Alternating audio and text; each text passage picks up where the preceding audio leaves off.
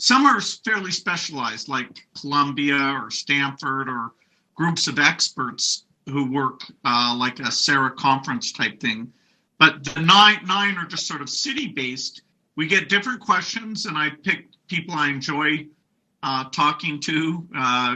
Trevor Noah did one, Rashida Jones. I just did one with Christian Walker, which was great. So they managed to bring their own touch to it. I'm sure a couple weeks from now I'll be ready to move on. And do you read all the reviews of the book? I do, and so far I'm very happy. In fact, we just hit today the #1 on the New York Times bestseller list.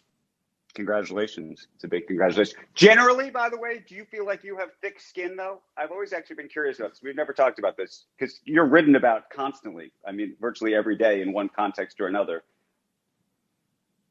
Well, climate, you better have thick skin because the amount of oversimplification and misunderstanding is pretty broad in the field. It's a field that's so important, but I'd call it at an early stage. And you almost have to be polymathic to understand it because there's science, there's economics, there's these models, there's weather. And, I try, not to get frustrated if people are, like saying it can be solved in 10 years or saying that it doesn't matter at all. I have to steel myself up for that, so that I'm giving a persuasive answer as opposed to an emotional response. Okay, so I want to go deep on some climate stuff, if we could. And I've read the book now, I think twice, and we've talked a little bit about it ourselves.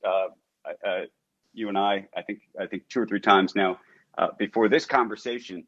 And I wanted to talk a little bit about nuclear energy because you go deep and hard on that issue. But you also go deep at the issue that we spend a little bit too much time these days, and we're too obsessed with the ideas of EVs, for example, electric vehicles, and that we need to spend more time thinking about things that most people don't spend time thinking about, which is things like, cement and steel and farming. And so I was hoping you could sort of prioritize how you think the public should actually think about these issues. Well, a key point of the book is there are a lot of emissions, 51 billion tons a year, and the goal to stop the temperature rise is to get that to zero. And if we can do that by 2050, then we limit the amount of damage that gets done. Understanding all those sources, because zero doesn't allow you to skip any. If it was 50%, you would skip the harder ones. And unfortunately, because we've mostly paid attention to near-term reductions, so we're putting most of our effort into the rollout of wind and solar and electric cars, which are phenomenal. I'm to prove that in some cases we can get the scale up and get the extra cost, which I call the green premium, down. That gives us hope. It gives us a model for all the other areas. But we are deeply underinvested in areas like cement and steel that way more emissions between those than all the passenger cars in the world. So on cement and steel, how far are we away? I mean, it feels like we basically haven't started. We basically haven't started. The Breakthrough Energy Ventures, which got going in 2015, my commitment to the heads of state who did the event with me where they committed to double the energy R&D, I committed to them to create a venture group that was totally specialized with a very deep business and scientific team, just investing in big climate impact things. And so we've invested now in all the different areas. We found more in storage and in food than we expected. So our second fund, the second billion we just started, will push super hard to find more in the industrial areas and direct air capture, including what's called green hydrogen, that if it got cheap enough, would help solve a number of the industrial processes. Okay, so let's talk about, you used a different phrase. I was going to call it carbon capture. You just said something else. How far are we away from that for real? Well, there's a company called Climeworks that if you pay about $600 a ton, they will take the CO2 out of the atmosphere, liquefy it, and put it down in a mineral formation where it'll stay for millions of years. And so to get rid of my own personal offsets, one of the things I did was pay them. I also pay for green aviation fuel so that when I'm flying, it's not, there's no net emissions. I'm in cars now. So direct air capture exists. And I've invested in a lot of companies that are working in that area. We want to get the cost down at least to $100 a ton. But even that would be too expensive for most things. Elon Musk put out a challenge recently, which was great, to say, okay, who thinks they can get to the lowest price here? And a number of the companies I'm working with are going to try and win that prize. Did you just say you're an electric car owner? Yeah, I own. It's a kind of not an everyman's car. It's called a Porsche Turbo Taycan, but it's fun. Okay, so why Porsche and not Tesla? Everyone's probably gonna pick up on this. No, Tesla's a fantastic car. I bought Teslas for relatives. My very first car was a Porsche. It makes a certain sound. Tesla's, the company that's done the most for electric cars, done a brilliant job is Tesla. Okay, one more Tesla question. How far ahead do you think Tesla really is? Meaning, do you part of the argument about its valuation, about so much of Tesla right now, is that its battery technology and everything else is just, leap years ahead of everybody else, and that when GM and Audi and Volkswagen and everybody else and BMW and Toyota get there, they're still going to be behind. You buy that? Well, for the key components, there are people like QuantumScape that, although they're not shipping yet, they've got a strong valuation because they have a better battery.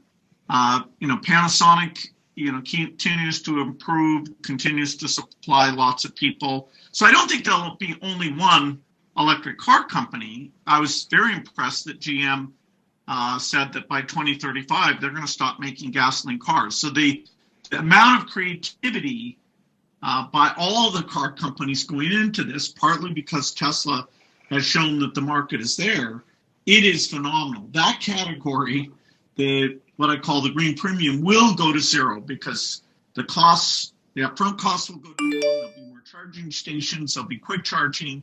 And so the idea that you no longer make gasoline cars, that, people don't rebel when politicians or CEOs say that's coming.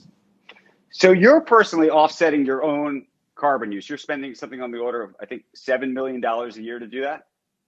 That's right, which I don't pretend that kind of brute force approach works for everybody, but I have found, truly gold standard permanent emission reduction so that I am helping to bootstrap those technologies, become a customer and get the price down. And even going through that process to zero out my emissions showed me how immature some areas like green aviation fuel are. I'm now by far their biggest individual customer, and I've gotten them to go to more airports than they were in before. So what do you make of all these companies that are buying carbon offsets? Typically, they're effectively saying they're protecting or protecting forests and trees and the like. Is that real to you, or is that carbon offset theater? It's fantastic that companies are buying offsets. If you go back 5 years ago, almost nobody was doing that. Now, some of these offsets are high impact and some of them are very low impact. And so as we work that through, the overall quality of offsets will go up. But the companies that are buying offsets are to be congratulated for caring about this cause and putting significant money into those offsets. It's up to the innovators now. We're going to get offsets to, a variety of those out there. And we're going to do a better job of certifying, there's a few places you plant trees where they'll last a long time. There's other places where they won't. We need to mature how we rate the quality of those offsets. But I love the companies that are writing checks and buying offsets. So separately, you've gone big in terms of investing in nuclear energy, and it's a controversial thing to have done. And at the same time, we've had conversations about wind and solar and how quickly you think that can ramp relative to everything else. There's a big debate about that, which is to say, where should the US government and governments around the world be invested? And politically, being invested in nuclear has not been a palatable solution thus far. What do you think about that? Well, nuclear energy has provided an immense amount of green energy, and the health benefits of using nuclear versus, say, burning coal are super dramatic. You know, even if you account for the few accidents, it's by far the safest thing. However, I wouldn't say that today's generation of nuclear reactors has a path forward. They are just too complex and way too expensive.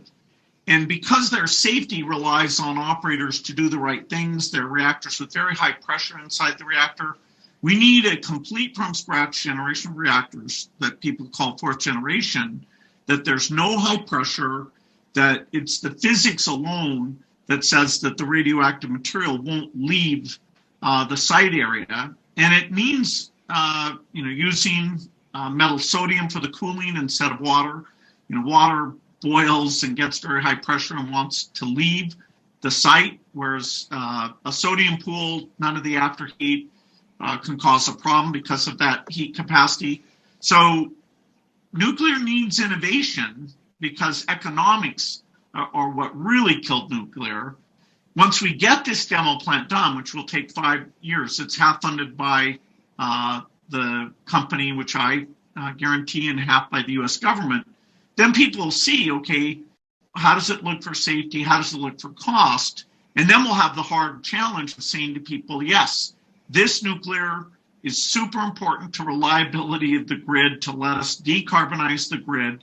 And so please have an open mind as you study this particular breakthrough. So, but how fast do you think that can happen realistically relative to, and this is the other issue, wind and solar? Well, wind and solar are today 6% of US generation and less than that on a global basis. And let's say you're going to have the renewables carry 80% of the load.